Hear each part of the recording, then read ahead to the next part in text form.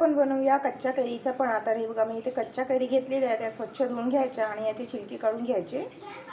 कच्च्या कैरीचे छिलके वगैरे काढून घेतलेले आहेत. आता आपण हे एका पॅनमध्ये टाकूया आणि इथे टाकायचं अर्धा ग्लास पाणी. आता हे जे आहे 5 मिनटं आपण शिजवून घेऊया. मी 5 मिनटं कच्च्या कैरी ज्या आहेत छान शिजवून घेतलेल्या आहेत. आता गॅस बंद करायचा आणि थोडा वेळ थंड करण्याकरता ठेवायचं.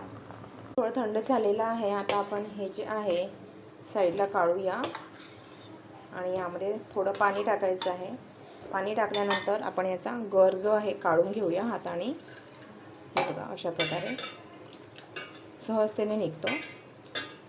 आणि गुया ह्या कच्च्या कैरीच्या या ज्या गुया आहेत त्या अशा प्रकारे छान असा गर काढून साईडला ठेवायच्या. कच्च्या कैरीचा गर जो आहे मी संपूर्ण काढून घेतलेला आहे. यामध्ये आता आपण टाकूया चिमूटभर मीठ आणि थोडीशी साखर आणि थोडीशी विलायची पूड. छान मिक्स करून घ्यायचं. कैरीचा पणा